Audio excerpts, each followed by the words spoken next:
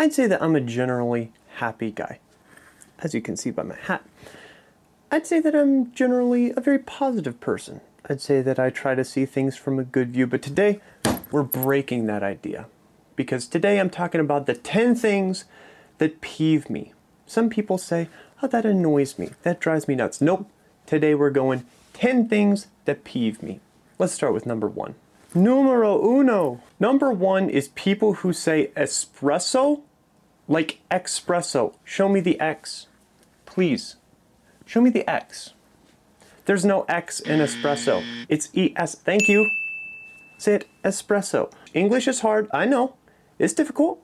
I don't like it sometimes. Sometimes I despise it because I don't even know how to pronounce stuff. But espresso, no. No. Get out of here. Next. Number 2.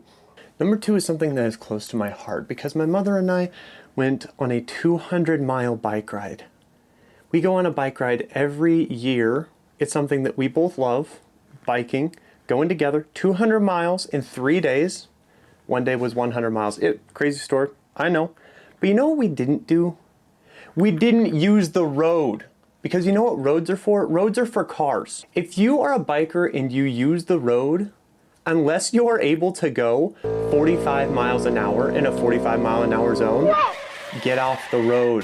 Use the side of the road, please. I beg you, just for me, just for me, just for your buddy, just for your comrade, just for your hombre. Don't use the road. Don't use the road. It's annoying. Every time that I go to work, there was a guy at my former work who would use the road. And you know how many times that made me late? Because it was a 1-lane road, like, 2-lane, whatever, back and forth, 1 lane for going. You know how many times it made me late because people were coming and I could not pass him? Please get off the road. Use the side of the road. Side of the road's fine. Side of the road, okay. Get off the road, bikers. Next, number 3. People who talk in movie theaters.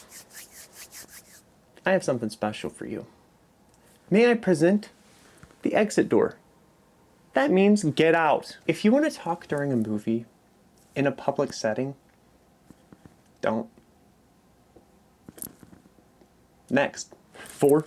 Now this is on the lighter side of things that annoy me. This is things that peeve me. This is on the annoyance side of things. But people who, once I say that I'm a photographer, walk around with a camera, they say, let me see your photos. And I pull up my photos that are on my phone because I, edit online and then we'll share them to my phone so I can show people. And then they say, I'm a photographer too. And I'm like, wow, show me your work, please. And they pull out their phone and I say, what do you shoot on? They say, well, I shoot on my phone. And then they pull up photos of their dogs or of a day at the beach. I have no problem with a delightful beach photo of your family that you took and you think is sweet and precious. But you're not a photographer. Don't. Just say, I like photos. I can appreciate photos. But please don't say you're a photographer if you're just using your phone. If you're using your phone and you are a photographer, like you specialize in taking photos and you see something and that's the only camera that you have, I'm more than accepting of that. But don't just say that, oh, I took a photo and therefore I'm a photographer, because everybody can say that. Next, number 5, and we're cooking up a good one here. You'll see. Giada de Laurentiis. We're gonna cook some spaghetti, yes. I'm gonna stick a little cube of the smoked mozzarella. Now for my favorite cheeses, some provolone. Add half a cup of ricotta. We need some mozzarella cheese, of course, that we grated earlier. Here comes the little twist or surprise. Some limoncello. Dare I say more? Next. Number 6. People who refuse the title sir or ma'am. To those sirs and ma'ams out there, I do it from a place of respect because I was brought up with the knowledge. Maybe it's, my southern mama instilling good behavior in me and knowing my place and also bestowing respect onto people that I admire, or even just my elders. But if I say sir or ma'am to you, that's a sign of respect. When you come back at me with, don't call me that, just call me Jim, or, don't call me that, just call me Susan, no, I won't. I'll call you Miss Smith, Mr. Johnson, or Mr. Jim, Miss Susan. These are people I don't know, but still, I'm going to give you that respect, so please accept that respect. I'm not commenting on your age. If I was, I could, call you Mrs. Soon-to-be Dirt, Mr. Wrinkles, something like that, but don't refuse my respect. Hey, I got something to tell you. It's time for number 7. I go to a car wash that has like a little vacuum thing outside of it. So I'll use those vacuums, and every time, count them, 1, 2, 3, there is change on the ground. There are little pennies, little quarters, little pieces of metal that we call currency here in the United States. And the amount of times that I have seen people, if it falls off of your car mat and you didn't realize, that's okay. That's okay. But if you purposefully throw money on the ground, that irks me. That peeves me. When we were moving from Alaska to Michigan, which is where I now reside, we saved every bit of change that we could. Everything that we paid for and got change went into a little bucket. In less than a year, we had filled that whole bucket of change. It was a big jar. The $100 that we had gotten was impactful to our moving trip. We were able to save more. And the fact that you want to throw it away, the fact that you think that you're too special to have change, to have money, to have currency, and I bet that those are the same people that are frustrated, with the economy, frustrated with not having enough money. Here's a little tip, sweetheart. Don't throw your change on the ground. Pick up your change, save it, be smart. Number 8. When people are in a public place of, let's say, for me, church, it could be anywhere where it is kind of quiet, and they want to drop their water bottle, drop their phone, drop their pen, drop whatever, and this is not a once or twice type of thing. Otherwise, it wouldn't be on my list of top 10 things that peeve me. Every time I am in a church service, which is every Sunday, there is somebody who drops something. There are other things that can happen to distract from a service, such as a baby. I have no problems with babies. Babies are unpredictable. I don't have one. Never have. Probably will. But you know what? Babies are unpredictable if I know anything. And I know a little. Babies, all my people out there who have babies be babying. And even phones, I'll take phones. If you get a call or a message and it goes off, it's frustrating. Turn off your phone. Doesn't need to be on during service, the little ring-a-ding-ding. But if it goes off, you forgot, it's okay. But how much are you going to drop, Stacy, in the middle of a church service? You drop your water bottle 3 times, maybe don't bring your water bottle into church. You drop your pen every service. Maybe glue it to your finger. I don't know.